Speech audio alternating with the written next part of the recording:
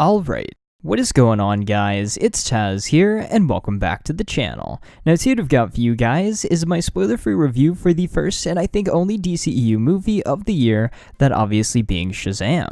And as always with these non-spoilery reviews, I'll be happy to discuss specifics down in the comments with you guys, just make sure to put a little spoiler tag for those who haven't seen the movie yet. But with that out of the way, let's get into the review.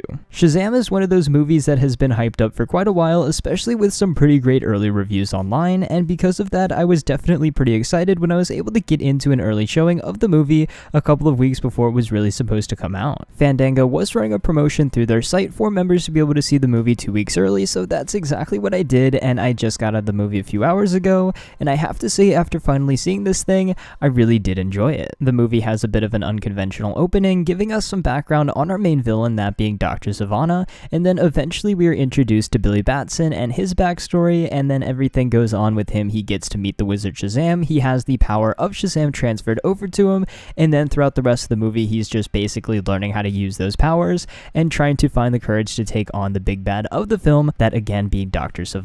So really the main focus of this movie is Billy Batson trying to learn how to use these new powers of Shazam, all while Dr. Sivana is trying to take those powers from him. So Billy trying to learn how to use these new powers and actually just figure out what powers he had, along with the interactions that came with Freddie Freeman because of it, were some of the best parts of the film for me. And now with Freddie being the resident superhero expert at Billy's new foster home, he was able to help him out quite a bit, learn how to use his powers and everything, and I really did love the interactions between the two of them when Billy was trying to come to grips with actually having these powers and Freddie was just trying to figure out what powers he had and have a little fun along the way.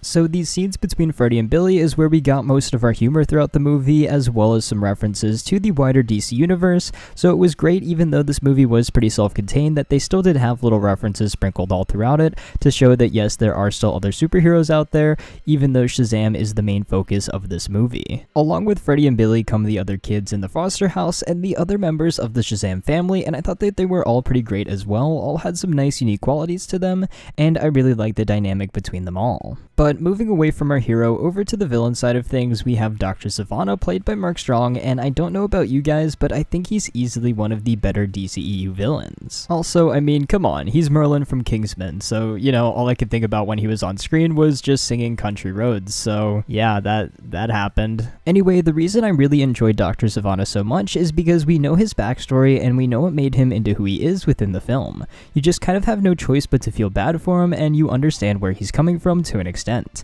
Obviously, he is still the bad guy, but he's a pretty great villain and not just the I want to take over the world kind of guy, so I really did enjoy that aspect of the character. And not to mention, he has basically the same powers as Shazam, just he actually knows how to use them. So that also led to some pretty great fight scenes and interactions with him and Shazam. Now I do think Zachary Levi did do an amazing job in the role of Shazam as well. He really embodied the spirit of Billy Batson and acted just how a kid would react if one day a magical wizard showed up and just gave them some superpowers. So this movie was basically Big Meat Superman set in the DCEU, so it was a pretty fun time. And that's exactly what this movie is, a fun, lighthearted film with some pretty awesome action, good CGI, nice musical choices, and a nice heartfelt story about family at its core. There are also lots of great jokes and Easter eggs, some really good surprises, and if you're a fan of the Shazam character and do know the comics, there are some pretty awesome things that I don't want to spoil, but needless to say, I was just like, they did the thing when I saw it on screen. But even with the mostly lighter tones and not really taking itself too seriously and making fun of some common superhero tropes throughout the movie, it also had quite a few darker moments as well to balance it all out. It never goes too dark, but there are a couple of scenes where it's like, oh yeah, they did that was kind of dark, but overall it is just kind of a nice lighthearted film. Overall, I can't really think of any issues I had with this movie other than maybe it's a bit slow in some parts, but once Billy fully gets his powers and everything kicks into gear, there really isn't much to complain about.